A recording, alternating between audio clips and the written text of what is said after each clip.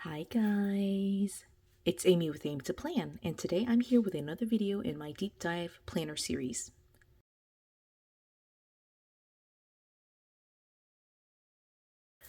So today we're going to be talking about the issue of redundancy or copying things from one planner to another. I wanted to address it from a couple of different angles and just be able to explain my reasoning and my rationale for why I feel like the amount of copying over is not unreasonable, but it's just a chance for me to explain how I do it and what are some of my tips for maybe reducing the amount of copying that you might do in your planners. So I've got a stack of planners here. We're going to go through this just so I can show you some examples. I do have my current Franken planner. I have some stuff from 2025 and then I have my social media planner here, and again I'm going to be talking about, or at least explaining, how I work in these different planners to be able to copy things over in a way that makes sense to me, but also just to explain maybe some tips for redundancy. So, I will say, just to start off with, I think it's important to realize that there is going to be some level of like redundancy. If you use even a single planner, you're going to be copying things over into different spaces. So, I wanted to show you that just to start off with, just so you can see it. So example here, I have a note right here. You can see this is a monthly spread. It is February 6th and it says ladies night, right? I also, in addition to using a monthly spread, I also use a daily page, right? And so on February the 6th, let's get there, right? I have it right here, ladies night, right? So there is, I just think, inherent in the planning process, a duplication that occurs. So it really is up to you to decide the level of copying that you feel comfortable with. I personally use, I guess I've never really thought of it, but I personally like to keep it to no more than 3 times, right? If I'm writing it more than 3 times in different areas of my planner, then I feel like that is over duplicating it, but I'm okay with writing it 3 times in a planner. So that could be literally the same planner. So I could write it in my monthly page, I can write it in my weekly page, I can write it in my daily page. In those 3 areas, I would feel comfortable, just considering that, the 3 areas I've written them in. So that's the first thing, is I really just think that regardless of whether you use multiple planners or one planner, there will be some copying that occurs. You're going to duplicate information from one area to another area of your planner, and that's just the nature of planning.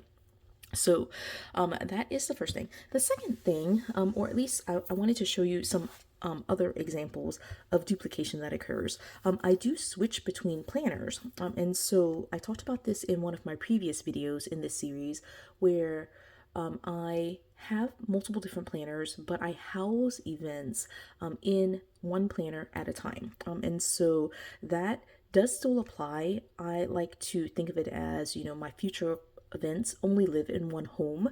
And so I do still do that. So I wanted to show you that as an example in a couple of different areas, right? So just flipping here, this is my 2025 yearly overview.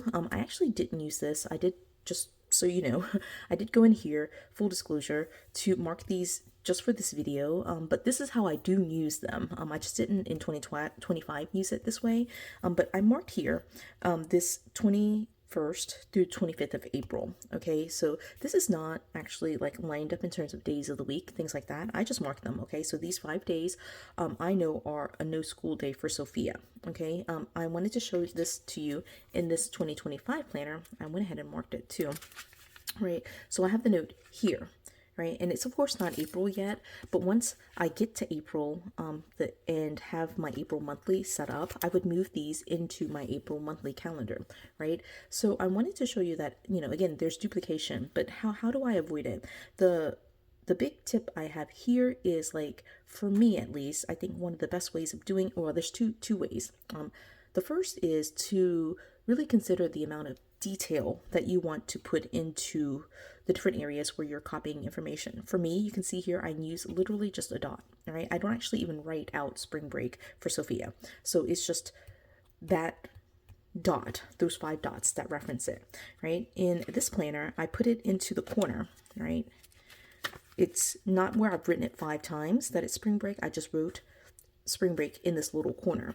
When I move into my monthly calendar, and I won't be able to show you April because that's not set up yet, but I wanted to show you maybe an example in my current planner. It could be where I use washi to mark off something that's like for the entire weekend, right? So this is for Saturday and Sunday. It was a trip that we took, right? So I duplicate, quote unquote, or copy the same information into all of these different planners or different areas of my planner, but I mark them in different ways. I don't just write spring break 3 times. Okay, so that's my first tip is, really to consider the level of detail that you want to use, and two, to consider the format in which you're copying it. Here, there are washi dots. Here, I wrote it as a single word.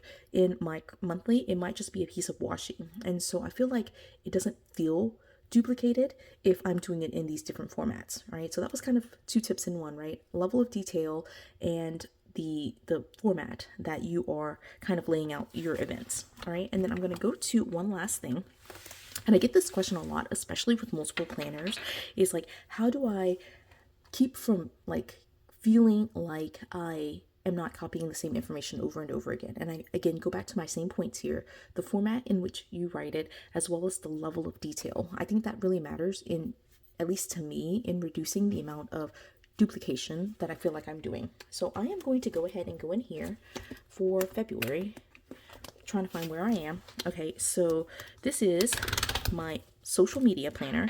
I did actually finally catch up and put everything in here. Well, kind of caught up. I still have like a week left to catch up. But I'm going to go in here and show you maybe a couple of pages that are of this same time period. Okay, so I'm going to go in here to, because I flipped to the 19th.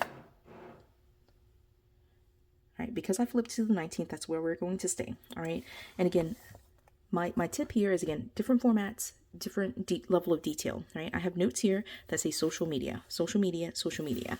What that means to me, what that indicates to me, is that I spent some time on the 19th doing social media related tasks, okay? And I keep a different format here. In this format, I'm really journaling about social media in the context of my day, okay? And so I don't necessarily need to know what I did. I just want to know that I spent some time doing social media related stuff, right? So this is my catch-all daily page, and so the level of detail is very limited, right? Again, I really want to see it in the context of my day. All right, so that's there. For the 19th, though, you can see that my social media, I spent a ton of time in social media, and actually what I ended up doing is recording 4 videos, right? I've recorded this video, it says Dashboard. Then I recorded a Sweet Kawaii design video. I recorded a video talking about what I consider a master planner, and then I recorded my daily pages for February 20th, 21st, and 22nd, right? So I recorded 4 videos. That level of detail does not exist in here, okay? It just literally says social media. It says social media.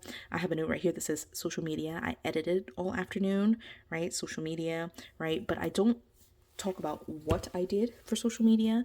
And, I, again, don't have that level of detail in my catch-all. The detail is here. So I think that one of the ways that it's the same information. Well, it's not the same information. I'm not exactly copying the same thing over and over and over again. And the reason for that is because I have separated the level of detail. Right, this is my social media planner, and so it gets the more detailed notes.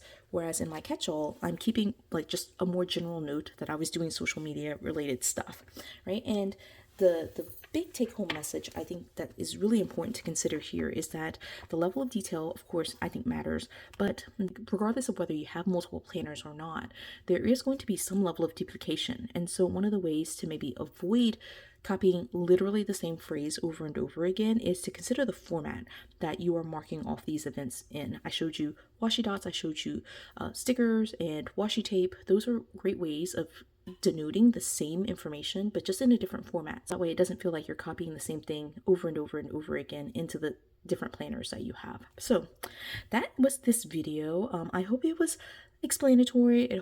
I hope it was helpful for explaining my thought process for how I engage with different planners. Even within the same planner, there are different things that I do copy over, but how I do it in a way that makes it feel like I'm not being redundant.